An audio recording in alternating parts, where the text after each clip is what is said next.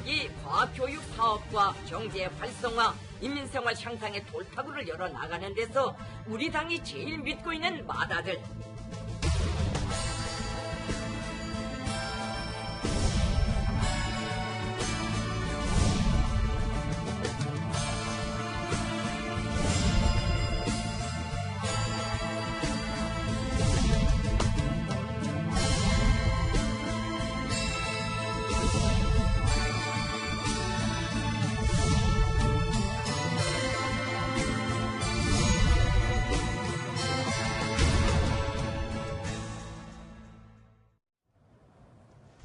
북한 김정은 위원장이 하노이 회담 결렬 이후에 포기를 한 것이 하나 있습니다.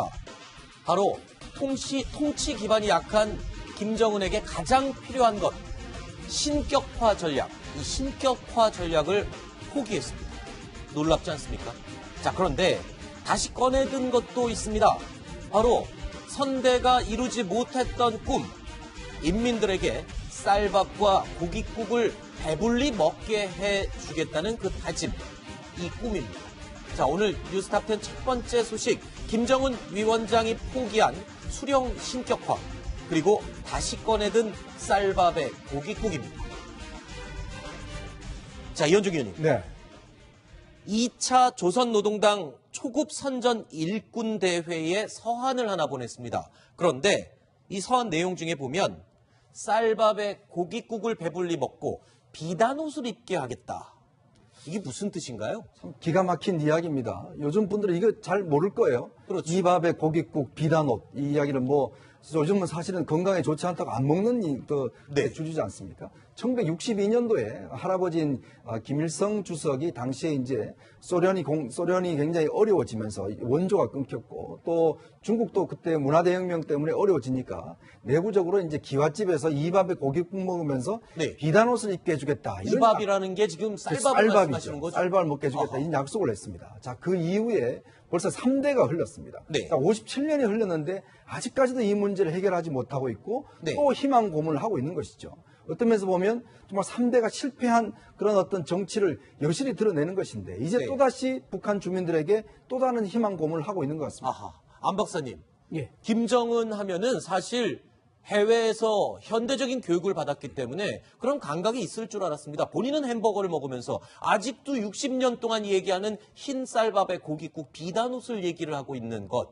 글쎄요. 지금 북한 인민들 제2의 고난의 행군을 이야기하는 이런 분위기에서 딱 그 내용을 반영하는 것 같습니다. 그렇죠. 내적으로는 이제 그 고난의 행군에 대비하자는 말, 허리띠를 더 졸라매자는 말이겠지만, 네. 저 또 발언의 그 참 시점이 베트남을 다녀와서, 네. 베트남 가보니까 베트남 인민들은 사회주의 할 때는 그야말로 흰쌀밥에 고깃국이 희망이었지만, 지금 베트남은 흰쌀밥에 고깃국은 다 해결했습니다. 네. 저도 베트남 가봤지만, 이런 시점에서 다시 그 1960년대 얘기를 꺼내는 것은 내적으로는 허리띠를 졸라매자는 이제 호소이고 또 하나의 희망이자 희망 고문이라는 좋은 표현을 썼었지만 이게 북한 인민들이 사실 흰 쌀밥에 고깃국 하면 또 이제 사진에서는 소고기국이 나왔는데 사실 북한 사람들이 말하는 고깃국은 돼지고기국입니다. 아하. 소고기국은 아예 그건 희망에 포함되는 것도 아니고 네. 이것은 정말 우리가 이게 참 북한에서만 나올 수 있는 이게 네.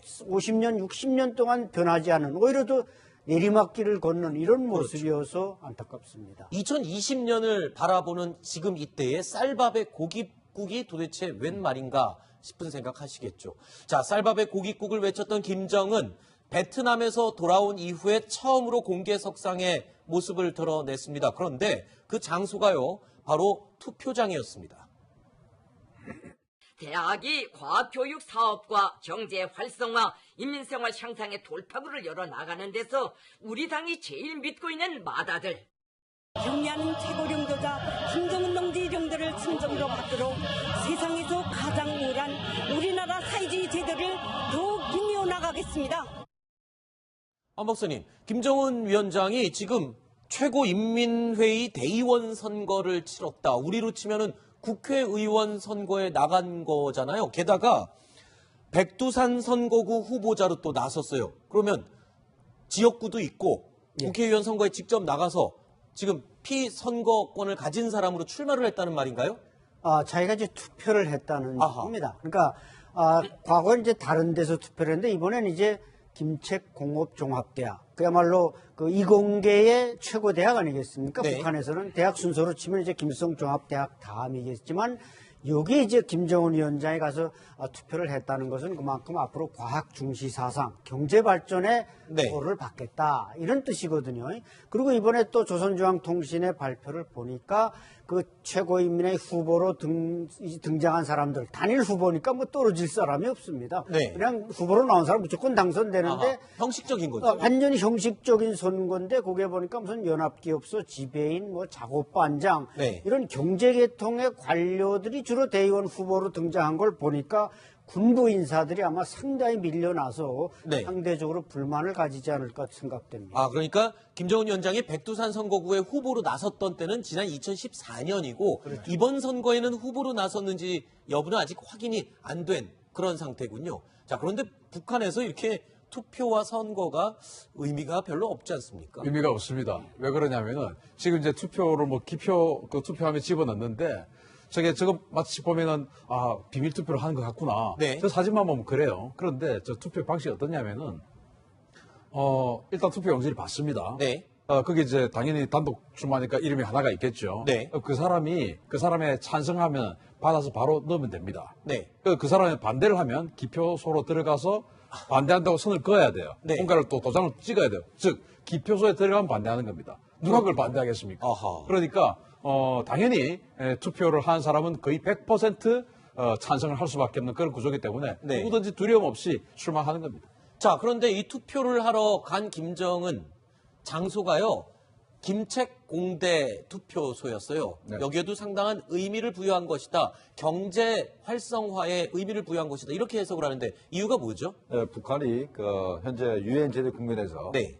경제를 활성화시키려면 과학기술밖에 없다라고 과학기술. 네. 이렇게 생각을 하는 겁니다. 그래서 과학기술을 통해서 자립경제를 이루고 그걸 통해서 유엔 제재를 극복해보자라는 이제 그 얘기고 또 김정은 위원장이 집권한 이후에 과학기술력에 대해서 굉장한 배려를 합니다. 평양선에 있는 미래 과학자 거리도 거의 뭐 과학자들을 위해서 전부 다 이제 만든 것이고 여명거리도 많은 부분을 김일성 대학 교수단 줬어요. 네. 그러니까 이 학자들이나 이 과학자들을 이제 우대해서 현재 그 정책을 이번에 나가고 또 하나는 김정은 위원의 입장에서는 핵무기를 개발한 것, 그다음에 미사일을 개발한 것도 전부 다 과학자이기 때문에 네. 앞으로도 계속해서 그쪽으로 나가겠다 이런 의미로 봐야 되겠습니다. 김정은 위원장 흰쌀밥에 고깃국을 외치고 또 투표장을 찾아 경제 발전을 피력하면서 간곡히 한 가지를 당부했습니다. 앞서 제가 잠깐 언급했죠. 바로 수령을 신격화, 신비화하지 말아라 라고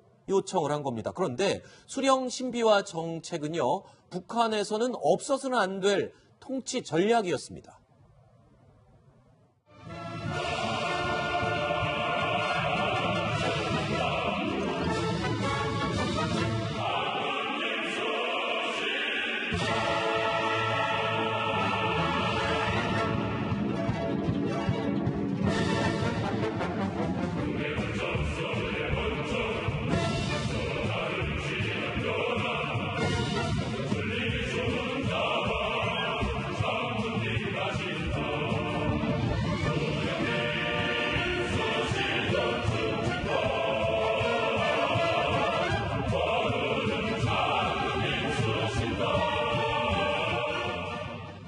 자, 장군님은 축지법을 쓰신다. 자, 그러니까 어릴 때, 3살 때부터 사격을 시작하고 뭐 이런 식의 신격화, 신비화 전략, 북한에선 반드시 필요한 것 아닙니까? 그런데 이제 하노이 회담 결렬 이후에 뭔가 현실적으로 가기로 한 겁니까?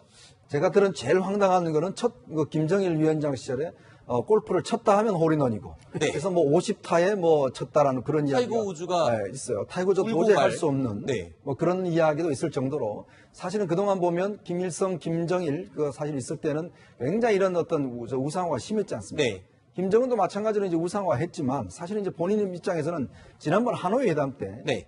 트럼프가 이제 김정은을 계속 이렇게 축해 세우니까 본인도 멋쩍었는지 피식 웃는 모습이 이제 한번 화면에 비친 적이 있어요. 네. 본인 생각이 좀 너무하다는 정도로 생각했을 것 같은데. 근데 문제는 수령은 실수가 없는 거거든요. 수령은 무고료한 존재입니다. 네. 근데 문제는 지난번 회담 때 결국 갔다가 실패라고 돌아왔지 않습니까? 네. 60시간 동안 기차를 타고 왔는데 아무런 성과 없이 온 거예요. 자, 그런 걸 다 주민들 압니다. 휴대폰을 통해서 다 이제 소식을 듣잖아요. 그럼 뭐라 그러겠습니까? 겉으로는 찬양을 하지만 뒤로는 역시 하겠죠. 뭐 어쩔 수 없네 이런 이야기를 할 것 아니겠습니까? 아마 그런 것들에 대해서 미리 좀 무마하는 그런 용어로 해서 수령은 완벽하지가 않다. 신비주의 하게 되면 너무나 문제가 생긴다. 이런 이야기를 한 거 아닌가 싶습니다. 네. 그러니까 왜 자기를 신격하지 말라 그러냐면 첫 번째는 현재는 신격화를 해봤자 몇 개 들어가지 않습니다. 아하. 중국이나 이런 데서 자꾸 이제 정보가 들어오기 때문에 네. 몇 개 들어가지 않고 두 번째는 이번에 그 하노이 정상회담이 결렬되면서 미국의 대북 제재를 해제하지 못했지 않습니까? 네. 이것 자체가 내가 신이 아니기 때문에 아하. 내가 분명히 오류가 있을 수 있는 거다라는 것이고 세 번째 자기가 스위스에서 공부했기 때문에 자기가 스위스에 있을 때 자기 할아버지 아버지를 신격하는 게 굉장히 우스웠을 겁니다. 아하. 그래서 자기는 이제 그런 걸 좀 안 하겠다 이런 것을 내보이는데 근데 꼭 그럴 것 같지는 않은 게 오늘 조금 아까 조선중앙TV에서도 네. 계속 신격화에 버금가는 소리들을 계속 해왔기 때문에 네. 앞으로 어떻게 될지는 두고 봐야 될 것 같습니다. 알겠습니다. 자, 일단 김정은 위원장 집권 이후에 군부도 장악하고 모든 조직들을 다 장악했다라고 생각을 할 수 있는데 사실은 그렇지 않은 것 같습니다. 태영호 공사는 아직도 김정은의 정권 기반은 통치 기반이 약하다라고 분석을 하기도 했습니다. 제 생각에는 아직도 안정적으로 저는 유지하지 못하고 있다고 봅니다. 계속 바뀌고 있죠. 이렇게 한개 무력 구조에서 수장들이 저렇게 부단히 1년도 못 넘기고 바뀐다는 건 그만큼 김정은도 불안하기 때문에 수장들을 그렇게 계속 바꾸고 있죠. 자, 그러니까 불안한 통치 기반을 어떻게든 현실적으로 극복해 보려는 김정은의 이 마지막 발악이 아닌가 이런 해석이 가능할 것 같습니다.